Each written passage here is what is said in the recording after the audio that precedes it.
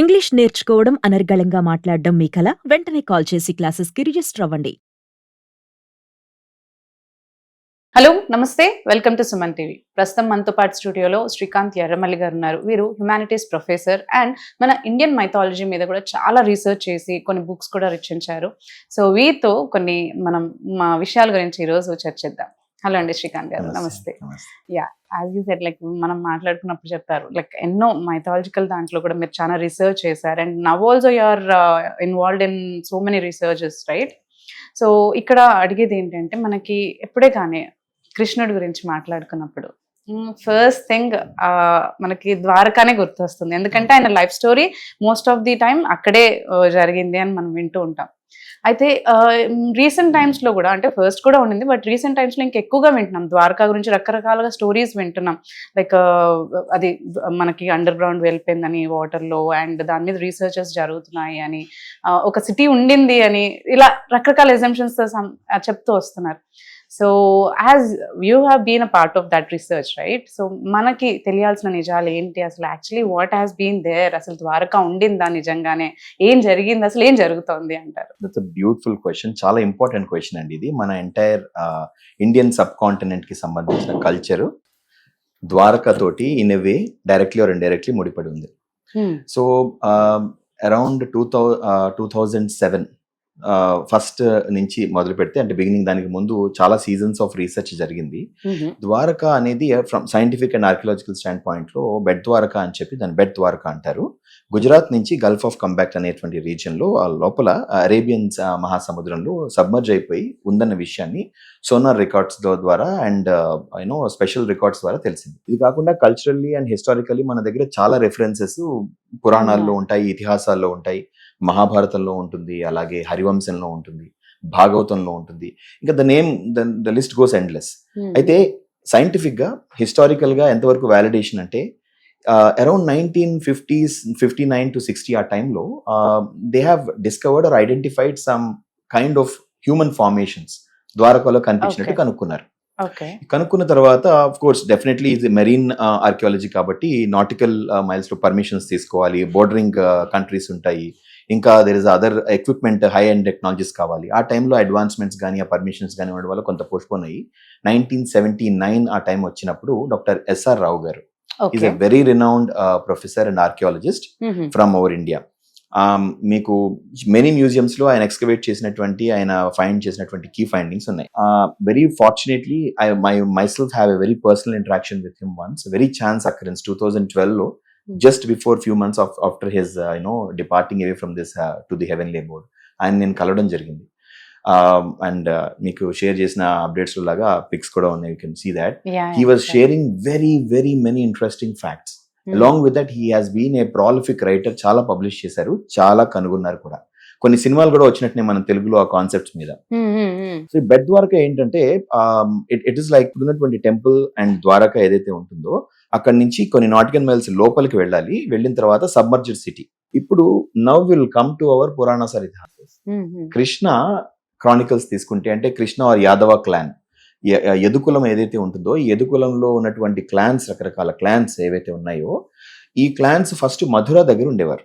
Somewhere near to మన ఇప్పుడు ఉన్నటువంటి గుర్గావ్, ఢిల్లీ. ఆ తర్వాత పైకి వెళ్ళిన తర్వాత ఆ ఏరియాలో రాజస్థాన్, హర్యానా ఈ రీజియన్స్ లో ఉండేవాడు.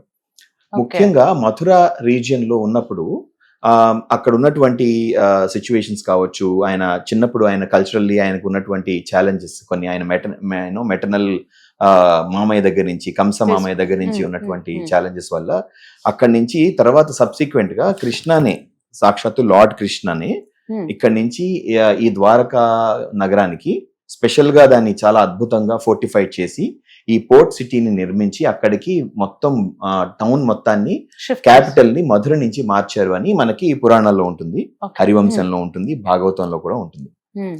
ఎగ్జాక్ట్లీ ఏ ప్లేస్ అయితే, ఏ పొజిషన్ అయితే అందులో ఎలా అయితే వర్ణిస్తారో, ఈశాన్య ప్రదేశం నుంచి కింద ఎలాగైతే ఉంటుందని చెప్తారో అదే ప్రదేశంలో ఇప్పుడు మనకి ఆ ఏరియాలో ద్వారక కనిపించడం is interesting point number 1. Very interesting point. So ఈ బేసిస్ ని తీసుకుని డాక్టర్ ఎస్ఆర్ రావు గారు ఫర్దర్ గా రీసెర్చ్ చేసినప్పుడు 1979 లో ఆయనకి కొన్ని రెలిక్స్ అండ్ అబ్జర్వేషన్స్ బయటపడ్డాయి. హ్యూమన్ ఇలా యాంకర్స్ కానీ, అంటే యాంకరింగ్ అంటే ఇప్పుడు అవి చాలా వరకు ఓడరేవుల పట్టణాలు, అవన్నీ entire north to south western region frontiers of our country thousands of years నుంచి these are all sea ports. మగన్ గానీ, ఆ తర్వాత పైన గల్ఫ్ రీజియన్స్ కానీ, సౌదీ అరేబియా, ఆ తర్వాత మెసోపిటేమియా రీజియన్స్ తోటి మనము దాదాపుగా 5,000 సంవత్సరాల నుంచి వీఆర్ డూయింగ్ వర్తకం, ట్రేడ్ చేసేవాళ్ళం. ఇక్కడ నుంచి ఏనుగు దంతాలని, లేకపోతే నెమళ్ళు, మంకీస్, శాండిల్వుడ్, ప్రెషియస్ పర్ల్స్, సముద్రంలో దొరికేటువంటి జెమ్స్, ఇలాంటివన్నీ తీసుకెళ్లేవాళ్ళు. అయితే ఇక్కడ ఈ ద్వారకా పోర్ట్ కూడా అలాగే ఒక థ్రైవింగ్ బస్లింగ్ మెట్రోపాలిస్, అంటే ఒక పెద్ద మన హైదరాబాద్ ఇంకా లేదా ముంబై ఏ మహానగరాలకి తీసుకోకుండా ఉండేటువంటి మహానగరంగా ఆర్కియాలజిస్ట్ కూడా ఇప్పుడు ఐడెంటిఫై చేశారు. ఇది కృష్ణుడి ద్వారకా కాదా అన్న క్వశ్చన్ వచ్చినప్పుడు మాత్రం 1970s ఆ టైంలో కొంచెం డివైడ్ క్రియేట్ అయింది. ఎందుకంటే ఎస్ఆర్ రావు గారు ఐడెంటిఫై చేసినవి మనకి సరిపోతున్నాయి, కానీ when you come to research you need a validation. అప్పుడు C14 అంటారు, కార్బన్ 14 అంటే కార్బన్ డేటింగ్ అంటాం కదా. కార్బన్ డేటింగ్స్ కోసం చూసినప్పుడు over a series of research జరుగుతున్నప్పుడు ఒక 2 decades 1990s వరకు వాళ్ళ స్టడీస్ లో బయటపడింది ఏంటంటే 3200 BCE నుంచి దాదాపు 2600 2300 BCE ఈ కాలం మధ్యలో అక్కడ నిజంగానే ఒక పోర్ట్ సిటీ ఉండేది అని కనుక్కున్నారు. ఇది కూడా మనం గుర్తుపెట్టుకోవాలి. ఇప్పుడు మనం కొంచెం మన పురాణాల సైడ్ వద్దాం.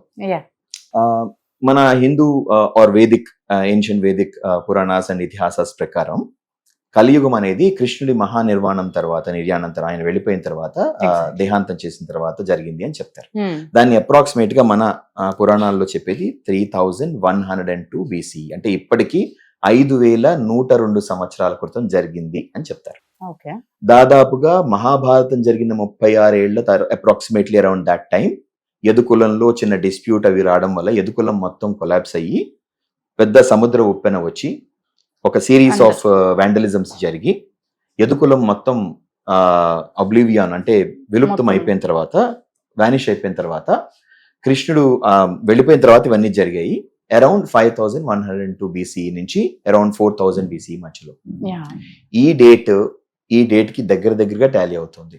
ఇది 1990s స్టోరీ. యాక్చువల్లీ ఇవన్నీ కూడా సో అజంప్షన్స్ లో ఉండిపోయి ఇవన్నీ ఎవరికి తెలియదు. యాక్చువల్లీ ఏది నిజం ఏది నిజం కాదు అనే దాని మీద ఎప్పుడు క్వశ్చన్ మార్క్ ఉంటుంది. అండ్ కొంతమంది ఏంటంటే చెప్పిన వెంటనే వేరే స్టోరీస్ అన్ని కూడా దాన్ని రిలేట్ చేసుకుంటారు.